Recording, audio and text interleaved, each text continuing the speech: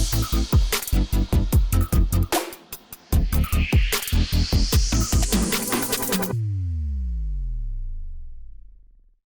David Moore with Equity Advantage. I've got Robert Smith, Peregrine Private Capital here today, and we're talking all things DST. DST Plus, actually, because we were just talking about converting DST assets. Plus. Right? We're just talking about converting assets and reasons to do that. We're talking about converting a home into an investment. That's profound. You just enfranchised a whole new asset class, David. I'm impressed. Those that locked out the overages. You go on that, buddy. Okay. Well, it's real. I mean, you think about gains. You think about, we were talking about, historically I was taught never to bank on appreciation, but you think people are all so happy they're making all this money, the house is worth twice what it was, and it's not. It's not. It's inflation, right? I mean, I joke about... Your dollar's worth half. Well, exactly. I mean, I joke about, my boat. I mean, it's like I bought a boat 4 years ago. It's worth twice what I paid for it. No, it's not. Yes, it is. No, it's not. Right? I mean... It just takes twice as many dollars. Well, the reality... I mean, think of the cars. I mean, Bob and I like cars, and to think about the, last couple of cars you purchased. I mean, they're worth more today than you paid for them. Right. I mean, and they're not old collectible cars. So, we've got a lot of forces out there that are at work and everybody's happy about it. But the reality is you sell one of them, you're going to pay tax, right? And the only thing we've got now that we lost personal property transactions in 1031, we're looking at if you had the car or the boat, or I need my boat. But you think about the gains on those things, the only place you have to go these days is an OZ. Which, I know you've got access to opportunity zones too, and, that's a topic for another day. But opportunity zones, that's where you're going to go if you're taking a non-like kind asset. You want to diversify into real estate, it's a tool to do it. But, so diversification, obviously, any financial advisor is going to say diversification is the secret of success. And I think that I've, unfortunately, both of us lost a near and dear friend, a month ago, and he would have said, his secret of success is never selling in a recession, never having to sell anything in a recession, right? So, and I would say that applies to pretty much anything. So if you're looking at what you're buying and making sure it's good, I mean, we've got, the secret of success with diversification and not putting yourself in those situations. But if we look at diversification in the context of a DST, for example, you have multiple ways to diversify a portfolio, and people might come into it, and before I have you answer that, one of the biggest misconceptions in 1031 is having the need or the requirement to replace debt in an exchange. So when we look at what somebody gives up and what they receive, in order to be totally tax deferred, and understand 1031 is not all or nothing, so you're going to defer what you choose to defer. And your tax people are going to help you with that. Don't use them April 14th. Use them before the year ends, right? So you can offset gains with losses, so on and so forth. But when we're looking at this situation or this topic, your ability to, in 1031, the whole misconception you have to replace debt. Debt can go away two different ways in an exchange. Debt can go away by going down in value. And like I said, 1031 is not all or nothing. So if you go down in value beyond the closing cost, that would be okay. You're just going to have tax exposure on that reduction. But, the other big misconception is you can't, the statement you can't have any debt relief in an exchange. Well, like I said, debt goes away two ways. One, by going down in value, triggers tax because you went down in value. The other way debt goes away is by adding cash. So people might get mixed up. They think, well, okay, this DST offering is a set LTV at 50% loan to value, or this one's at 20% loan to value. So, in order for people to diversify, again, you can always add cash to offset the reduction of debt. So you can offset mortgage boot with cash. You cannot offset cash boot with mortgage, meaning you want to pull cash out, you're paying tax on that. It's not all or nothing. So if you want to go take a trip, you want to pull $20,000 out, or with inflation, maybe it's $40,000, but whatever, you want to pull some money out, that's fine, you can do it. But understand that if you're going into different assets, you can always add cash to offset the reduction in debt without any tax consequence. And I want to stress once again, 1031 is not all or nothing. So every dollar you spend more you want on something costs you $1. If you don't spend it, maybe it's 30 or 40 cents. So if I came to you, Bob, with, let's say, $500,000, okay? And I said, Bob, I don't care where geographically. I just want to have things that I'm comfortable with, that I can sleep at night. I don't have to worry about it going dark. And what I mean by like a single tenant big box has always been the answer to that sort of puzzle, right? I mean, people want to go take $500,000 might be shy to get you into Walgreens or something like that. But we're seeing these historically stable assets that were sort of built for 1031 clients that are now going dark because of all these different issues we're in with another, that instability, the other eye there. So what tell me about, if I came to you with $500,000, would that be enough? And what do I have to do to qualify to work with you in the first place?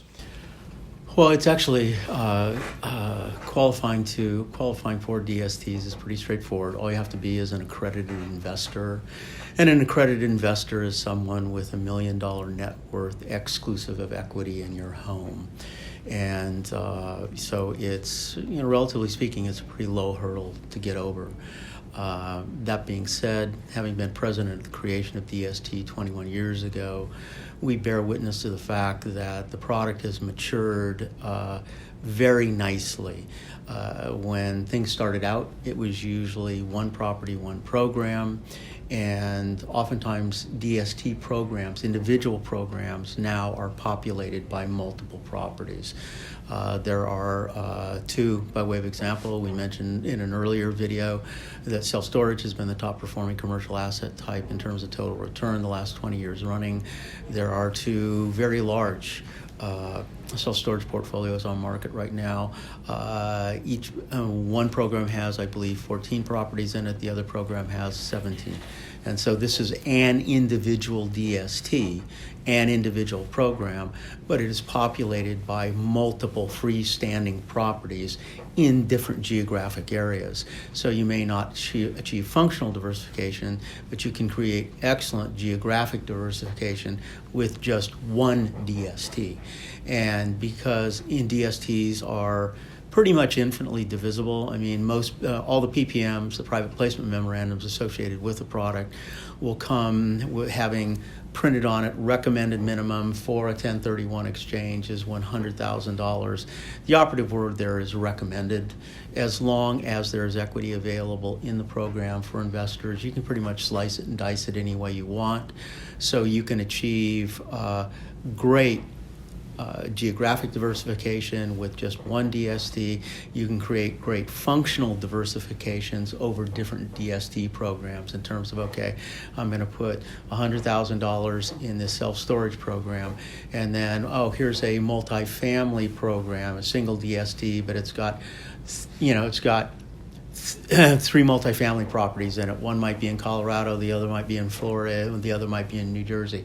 I'm going to take $100,000 and put it in that program. So I'm now not only diversifying myself geographically, but I'm diversifying myself functionally.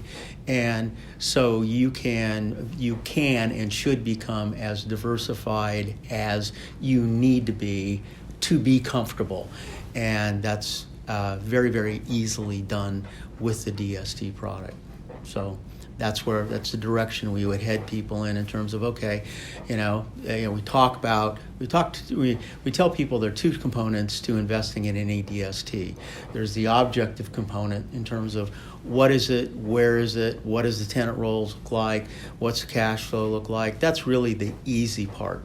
Okay, the subjective part is, am I comfortable with this asset in terms of where it is and what it is? So you have to marry those two things, the objective and the subjective, to have the perfect mix from a DST standpoint in terms of not only is this going to be done for me remotely, passively, I'm now in the mailbox money business, where once a month, every month, a deposit hits my bank account, but I can sleep at night as well. And as you mentioned in earlier DST or in earlier videos, the pandemic obviously from a business standpoint had a tremendously disruptive effect on the economy, but it also had, I think, it put the fear of God in a lot of people that would normally defer their mortality call indefinitely. And they see friends and family members suddenly passing away, and they have a realization that I don't have an infinite amount of time to do what I want to do. And that's, as you mentioned earlier, catalyzing change in the economy, not from a business standpoint so much, but from a lifestyle standpoint, people wanting to change. And so that sleep at night component is very important in terms of your ultimate diversification mix. So we look at DST offerings, and if somebody came to you with maybe the relinquished property, they'd given up at 70% loan to value. How would you approach that? I mean, what's a typical LTV, loan to value on a DST offering? And would it require multiple offerings probably to get to that? And I mean, obviously we talked about their ability to add cash, obviously could offset any of the boot on debt relief too. But outside of that, how would you address that? It's the average leverage point in the DST market right now, or in the DST space, hovers between 45 and 50%. And from a historical standpoint, commercial real estate leverage at that level is a very conservative capital structure, loan structure. And that being said, there are people, as you mentioned, coming out of higher leverage deals. And so actually we helped create, in the aftermath of the 2008 single-family home market crash, we saw or anticipated people are going to be coming out of DST programs or real estate programs that were more aggressively leveraged prior to 2008, because if you could fog a mirror, a bank could loan you whatever money you wanted to buy something, and that clearly wasn't going to be the case post-2008. And that's exactly how it turned out in terms of banks being much more conservative from a lending standpoint.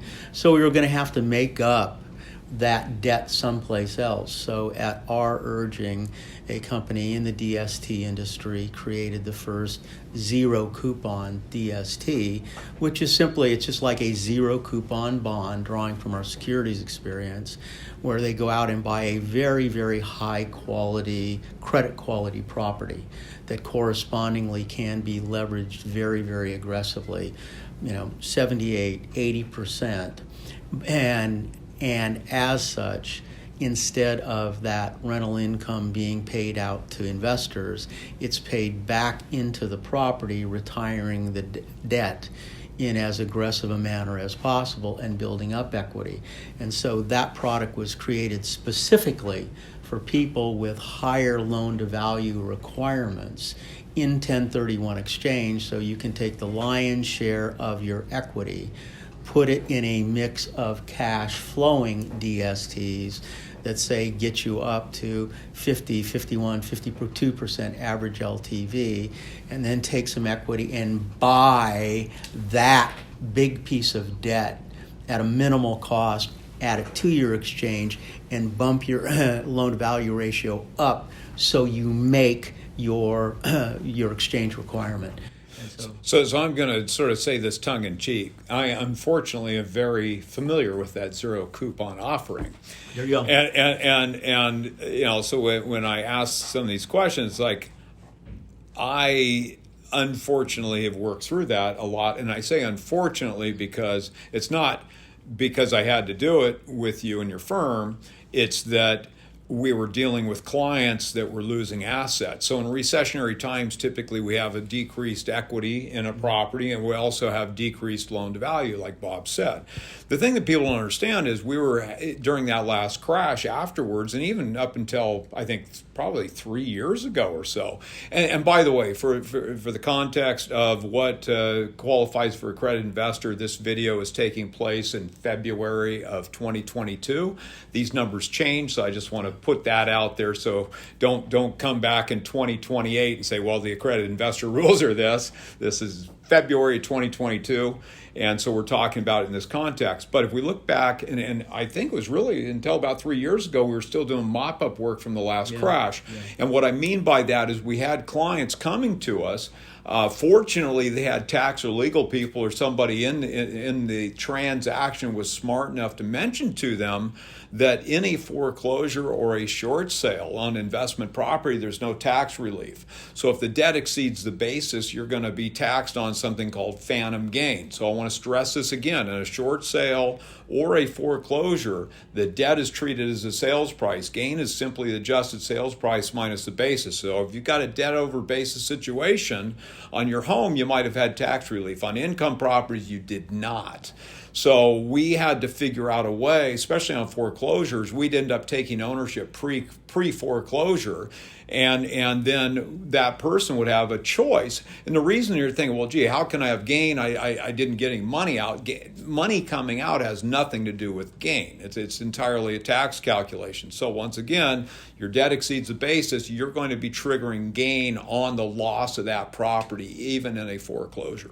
So your choice is this. That gain's going to be taxed at, you got depreciation recapture if your gains are big enough of 25% Fed, appreciation's 20% plus state on top.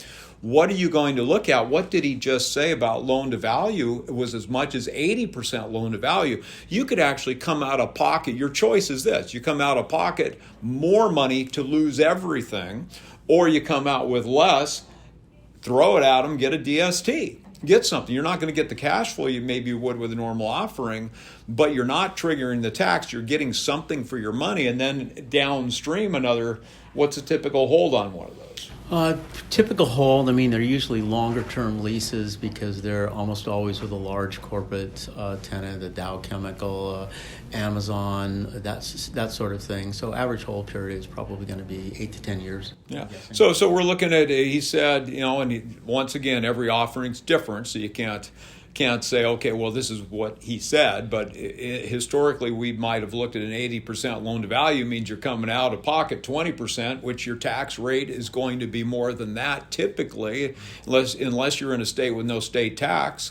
So you're actually putting less money out on the table and you're getting something for it rather than just paying the tax on a foreclosure or short sale.